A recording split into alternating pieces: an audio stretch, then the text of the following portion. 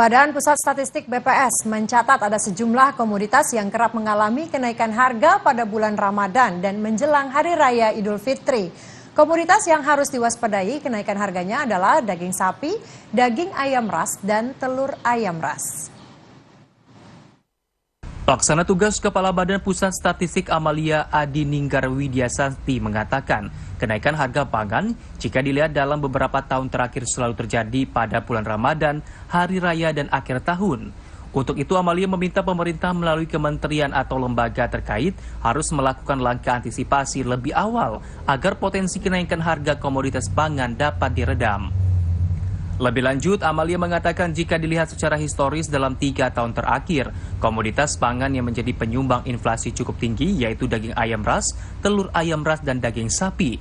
Amalia menjelaskan apabila melihat inflasi pada Februari 2024, maka ada 5 komoditas pangan yang menjadi penyumbang inflasi, yaitu beras, cabai merah, telur ayam ras, daging ayam ras, dan minyak goreng. Komoditas beras menjadi penyumbang terbesar inflasi Februari 2024, yakni 5,32%, di mana kenaikan harga beras terjadi di 140 kabupaten kota. Puncak inflasi itu ada di bulan Ramadan atau Hari Raya dan akhir tahun. Nah, oleh sebab itu Bapak dan Ibu, pada saat kita menjelang bulan Maret dan April, tentunya ini yang perlu kita mulai antisipasi dari awal, sehingga kalau kita bisa lebih mengantisipasi dari awal, tekanan inflasi nanti di bulan Ramadan dan Hari Raya di tahun ini mudah-mudahan tidak terlalu tekanannya terlalu besar dibandingkan dengan tahun lalu. Jelang bulan puasa, sejumlah harga komoditas pangan mengalami lonjakan. Dari catatan Badan Pusat Statistik atau BPS, sejumlah komoditas pangan yang kerap mengalami kenaikan harga jelang puasa dan Idul Fitri. Lalu apa penyebab kenaikan harga komoditas pangan selalu naik setiap jelang puasa dan Lebaran? Telah terhubung dengan kami secara virtual pengamat ekonomi dari Universitas Erlangga, Profesor Rudi Purnomo, dan pengamat ekonomi pertanian Pak Bustanul Arifin. Halo, selamat siang. Bapak. Selamat siang, Mbak Cica. Terima kasih. Selamat siang, Mbak Cica. Selamat siang. Selamat siang, Pak Rudi, Pak Bustanul Arifin. Selamat. Terima kasih sudah mau hadir untuk berdialog bersama saya di Laporan 8 Siang. Ini kita mau membahas mengenai kenaikan harga bahan pangan. Jika saya mengutip dari website Bapanas, Badan Pangan Nasional, ini harga komoditas ini masih naik di beras premium di harga 16.500. Harga beras medium juga masih naik di angka 14.340. Sebetulnya apa sih Pak penyebab yang sangat mendasar ini kenaikan harga bahan pokok ini selalu terjadi setiap tahunnya menjelang bulan suci Ramadan? Saya ke Pak Bustanul Arifin dulu.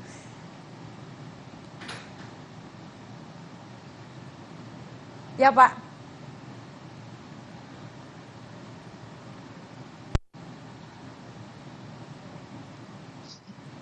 Oke. Ya. Oke, saya ke Prof. Rudi Purwono dulu. Ya. Prof. Rudi. Nah, gimana Pak? Kenapa ini apa sih penyebab yang paling mendasar? Kenapa setiap kali bulan suci Ramadan ini harga kebutuhan pokok ini selalu naik, Pak? Ya, yang pertama tentunya kan bulan suci Ramadan adanya suatu proses penghematan ya dalam kita berkonsumsi ya. Karena kan memang sejatinya kan siang, pagi, siang, sore kita berpuasa ya. Tapi dalam prakteknya ini terjadi justru peningkatan permintaan gitu ya. Pada kondisi komoditas tertentu, terutama komoditas pangan. Ya. Sepakat tadi yang disampaikan dalam berita bahwa justru pada waktu Ramadan ini peningkatan permintaan untuk daging, ya, ayam, telur justru meningkat. Ya. Nah inilah yang menjadi perhatian kita semuanya, bahwa dari sisi rumah tangga tentunya bahwa Ramadan ini kan suatu bentuk kita introspeksi diri ya, mawas diri ya, mengurangi konsumsi ya, dalam artian tidak terlalu banyak belanja yang kita lakukan ya, kita melakukan konsumsi sesuai dengan kebutuhan ya, tidak sesuai dengan keinginan kita gitu ya.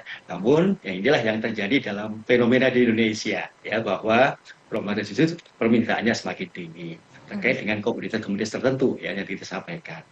Yang kedua juga masyarakat, artinya dari sisi pedagang ya, melihat karena tren yang sebelum-sebelumnya harga naik. Nah, ini juga menjadi sinyal bagi pedagang untuk juga menaikkan karena tadi adanya permintaan dari masyarakat. Sehingga kedua hal inilah yang mempertemukan dari sisi permintaan, kemudian dari sisi penawaran khususnya pedagang ya, sehingga pada kondisi Lebaran tentunya dan bahkan mendekati atau pelaksanaan Idul Raya Idul Fitri justru itu akhirnya mendorong peningkatan harga di beberapa komoditas pangan tentunya. Prof. Rudi, ini saya akan fokus terhadap beras. Ini kan belakangan yang sangat dikeluhkan masyarakat. Ini kan kenaikan harga beras yang terus meningkat ya. Walaupun Presiden Joko Widodo bilang harga sudah turun. Namun kenyataannya di pasar, harga beras yang dijual ini masih jauh di atas harga eceran yang ditetapkan oleh pemerintah. Bahkan beras ini menjadi salah satu penyumbang terbesar dari inflasi ekonomi Indonesia. Di bulan Februari ini yang naik menjadi 2,75%. Itu gimana, Prof? Beras bisa menjadi menaikkan inflasi kita ini? Iya, tentunya kan beras ya itu kan menjadi kebutuhan pokok ya masyarakat Indonesia sejak mungkin Orde Baru ya terjadi perubahan kebutuhan pokok itu yang awalnya itu bervariasi ya, ada beras, ada singkong, ada jagung, ada sagu ya. Kemudian mungkin dalam kaitan dengan perencanaan pertanian kita dengan kebutuhan sehingga akhirnya beras menjadi kebutuhan semua penduduk Indonesia ya. Sehingga memang demand-nya cukup tinggi karena penduduk Indonesia kan sekitar sekarang berapa 260 jutaan ya. Tentunya bahwa sisi supply itu harus juga menjadi perhatian, tidak hanya dari sisi produksi, tapi juga sisi distribusinya. Ya, kalau kita amati memang beras premium dan medium itu sejak bulan September kalau tidak salah ya sudah mengalami peningkatan. Ya, tidak hanya pada akhir-akhir bulan ini saja tidak, tapi sejak bulan September. Tapi memang kenaikan di bulan Januari, Februari tentunya tahun 2024 ini lebih tinggi dibanding periode-periode bulan sebelumnya di tahun 2023. Nah inilah yang menjadi perhatian kita. Memang masyarakat kan sekarang secara daya beli, ya, kemampuan pendapatan menengah ke atas, tentunya mencarinya beras yang baik, ya, yang terbaik, ya, tentunya adalah beras premium, ya, kemudian medium, ya, yang menjadi demand terkait dengan kebutuhan akan beras, sehingga permintaan pada beras kelas ini juga sangat tinggi. Tapi tentunya sudah dilakukan ya, salah pemerintah sudah melakukan bulog ya, memasok kebutuhan ini di beberapa daerah yang kota, kabupaten yang pada waktu kondisi saat ini demand-nya tinggi di sana, dan juga beberapa daerah ya provinsi, kabupaten kota juga tentang oleh pusat sudah melakukan ya dari TPI ya, tim pengendali inflasi baik yang ada di pusat, daerah sudah melakukan itu, artinya dengan mendorong sebab-sebab apa yang menjadi kenaikan beras, dan juga sudah lakukan upaya masuk operasi pasar ya, pasar murah dan sebagainya. Tapi kita harapkan sebenarnya menjelang 1 minggu ini ya, menjelang 1 minggu Ramadan ini harganya bisa diturunkan ya, seiring dengan daya beli masyarakat yang tentunya perlu kita jagalah sehingga pelaksanaan Ramadan ini bisa berjalan lebih hemat lagi. Tadi menarik ketika Prof. Rudi menyatakan soal operasi pasar. Ini kan memang pemerintah belakangan ini sudah gencar melaksanakan operasi pasar. Apakah sudah dikatakan berhasil gitu, Prof, operasi pasar ini untuk menurunkan harga beras di pasaran? Ya, jadi memang kelas permintaannya memang agak berbeda. Mungkin dari Prof. Bustanu bisa menjelaskan ya. Memang kelas permintaannya berbeda ya, antara yang kelas premium, medium, dan juga beras yang disediakan Bulog atau pemerintah pada saat di operasi pasar.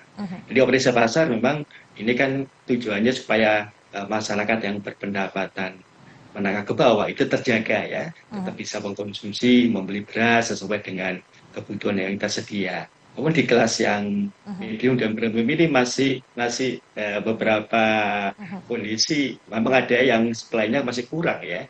Inilah yang harus kita lakukan untuk melihat koordinasi kabupaten kota ya, kabupaten kota, koordinasi provinsi melalui tim TPI tentunya, TPID, untuk melihat mungkin ada kabupaten kota yang stoknya ada di sana ya, dan ada kabupaten kota yang lagi tinggi demand-nya sehingga bisa dikoordinasikan sehingga distribusi beras yang terutama yang kelas premium dan medium ini bisa dimeratakan lah untuk menghindari adanya kenaikan harga yang masih lumayan tinggi lah pada kondisi saat ini.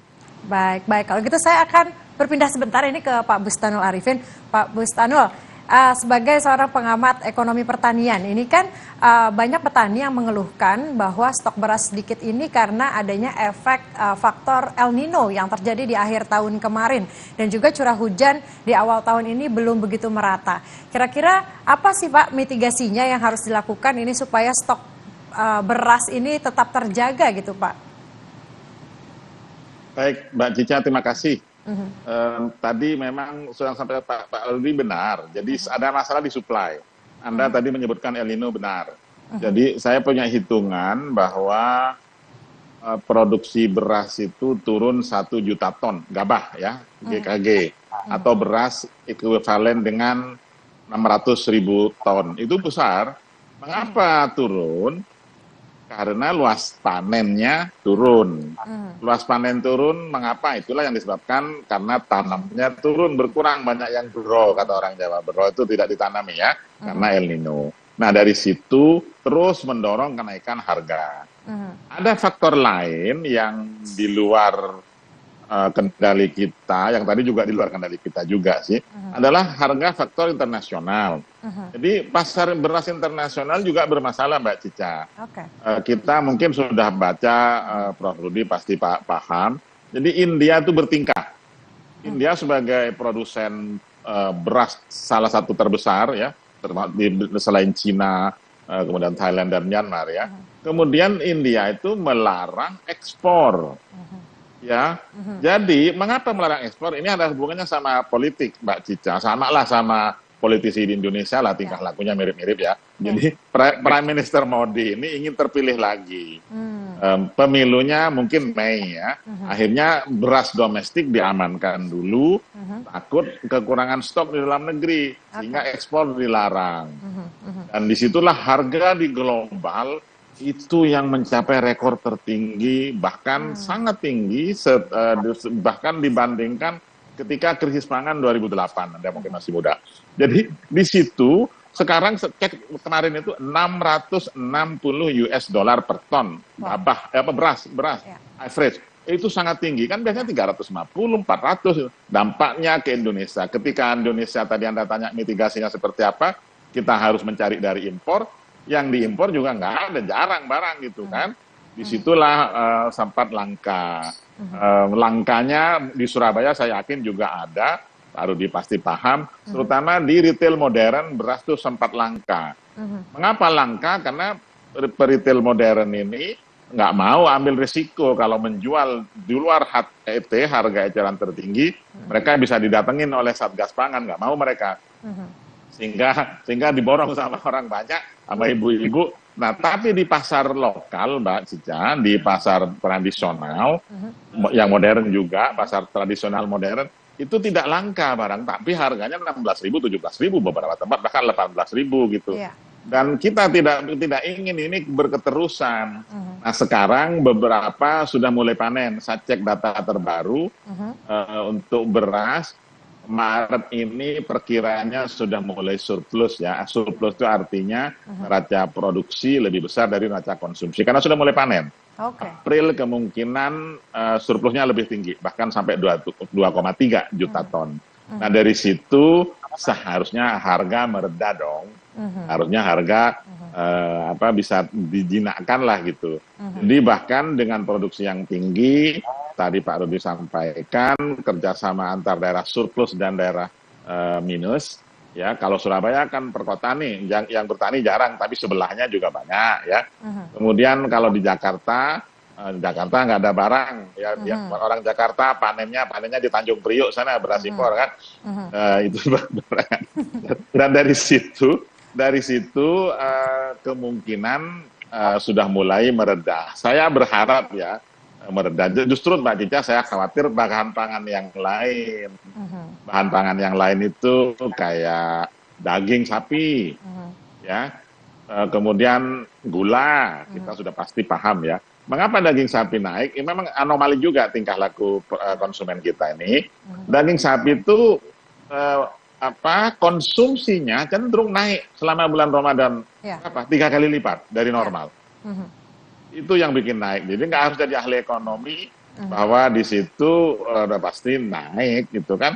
Jadi kalau di ekonomi itu orang bertingkah laku kan kayak sesuai ya ekspektasi ya, atau orang sebut sebagai psikologi pasar. Kalau berpikir naik, akhirnya naik beneran, kira-kira gitulah. Itu yang menyebabkan itu yang harus diredam. Pak Bustano, tadi menarik ketika Anda bilang bahwa nantinya akan ada panen raya, artinya akan ada surplus stok beras di bulan-bulan depan. Nah, jika ada surplus dari produksi beras dalam negeri ditambah dari impor pemerintah yang saya baca ini ada pemerintah impor beras sebesar 2 juta ton, lalu dampaknya apa bagi petani? Ini berarti kan melimpah sekali stok beras kita.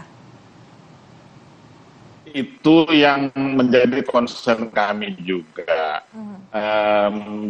Intinya, walaupun ada beras impor, jangan sampai mengganggu ekspektasi atau bahkan mungkin insentif bagi petani. Betul. Beras impor yang datang dan yang belum datang pada saat bulan panen masuk gudang. Itulah adanya gudang bulog, gunanya gudang bulog. Ya, jangan dilempar ke pasar. Ya, masuk gudang untuk apa? Untuk mengisi stok sampai nanti bulan bulan Juli Agustus ketika sudah mulai kemarau, itu yang harus mulai dilepas pelan-pelan stok tadi. Apa maknanya bahasa simpel saya ini? Manajemen stok is the key. Ya, stock management is the key itu. Jadi pengelolaan cadangan ini menjadi salah satu kunci. Nah, satu lagi dengan pengendalian melalui harga.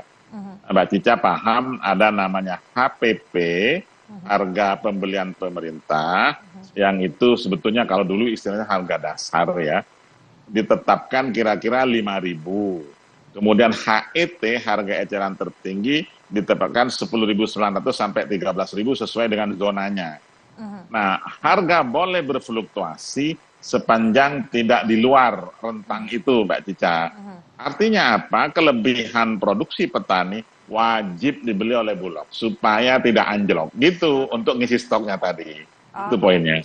Oke, baik. Kalau gitu saya mau ke Prof. Rudi. Prof, ini kalau tadi Pak Bustanul Arifin sudah menjelaskan bahwa di bulan Maret dan April kita akan panen raya. Artinya stok beras akan melimpah. Lalu pendapat Anda, apakah nantinya inflasi di bulan Maret ini akan menurun? Kalau kita lihat, kalau Februari ini kan naik nih Prof di 2,75 jika dilihat year on year ya. Nah, kalau untuk Maretnya gimana? Mungkin nggak nih turun? Ya, tentunya pemerintah harus ya berusaha melakukan langkah-langkah yang konkret ya. Sepertinya pernah saya ketemu dalam forum seminggu yang lalu ya, terkait dengan tim pengendali inflasi ya, pusat dengan daerah, dan tentunya pokok bahasan adalah menyambut Ramadan ya dan Idul Fitri. Hal yang tentunya dibahas ya utamanya tadi bicara tentang ketersediaan beras ya, kemudian juga harganya. Jadi kita tidak bicara harga tapi juga pasokannya ya, ketersediaan berasnya. Jangan sampai di beberapa tempat beras itu kosong, akhirnya menjadi kepanikan, ya kepanikan dari masyarakat, akhirnya berdampak lagi ke arah-arah yang lainnya.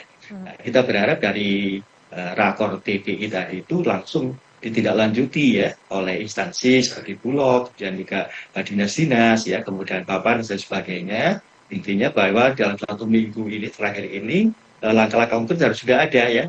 Memang harus yang diupayakan ini tidak hanya beras yang turun ya.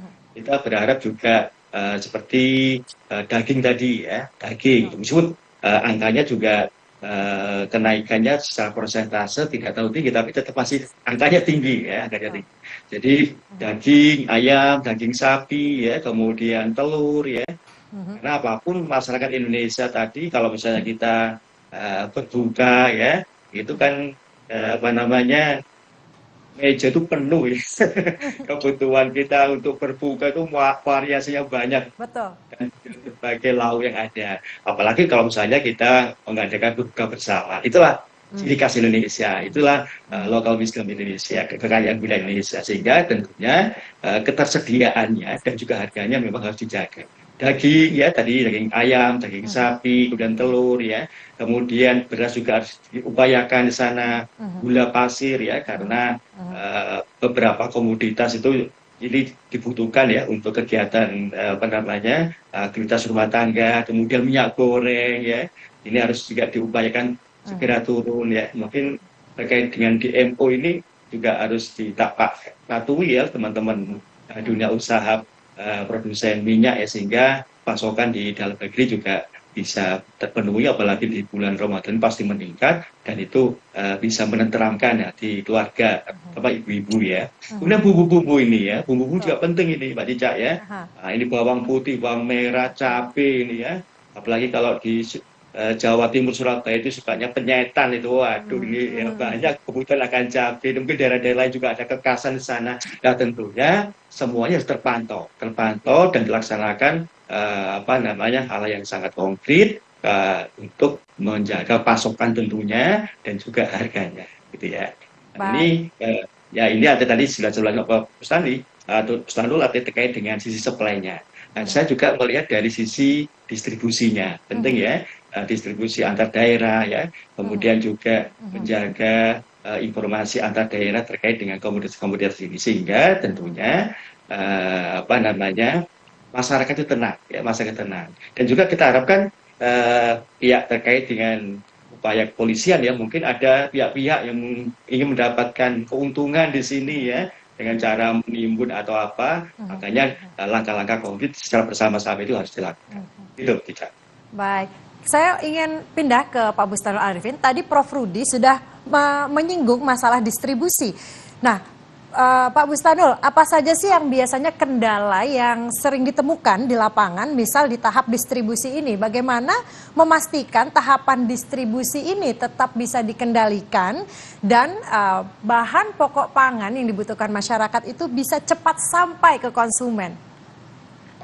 Baik, Mbak Cica. Pasti yang pertama adalah sarana prasarana. Ya. Jalan, jembatan, kemudian kelayakan kendaraan, dan hal-hal lain yang berhubungan dengan supporting itu. Supporting itu termasuk kalau yang sembako nggak usah lah dikompas-kompasin gitu. Itu menjadi salah satu yang membuat harga bisa lebih tinggi. Kemudian saya berharap banyak daerah, baik provinsi maupun kabupaten kota yang punya inisiatif memberikan namanya subsidi ongkos angkut (SOA). Di subsidi ongkos angkut ini setidaknya bisa dinikmati secara tidak langsung oleh konsumen, tapi secara langsung oleh perusahaan angkutan. Subsidi ongkos angkut ini bentuknya kira-kira dijamin atau ada pengurangan ya, misalnya dari Sukabumi ke Jakarta, ya itu kalau ada tambahan sampai 1.000 atau 2.000 rupiah, setidaknya itu per kilogram ada subsidi lah supaya harganya nggak jauh-jauh, dan itu bisa didaftarkan kepada daerah, baik daerah produsen maupun daerah konsumen. Kemudian yang kedua, kerjasama antar daerah. Jadi distribusi ini jika memang ada MOU ya antara daerah sentra produksi dan sentra konsumsi, syukur-syukur ada MOU bisnis di antara pelaku dan petani, nampaknya itu margin harganya nggak terlalu jauh berubah. Mungkin yang masih agak sulit adalah yang antar pulau, Pak Cica. Ya. Barang dari Surabaya banyak yang mengalir ke Indonesia Timur.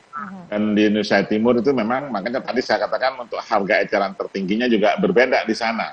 Ya, harga eceran tertinggi, dan itu juga yang perlu dipertimbangkan.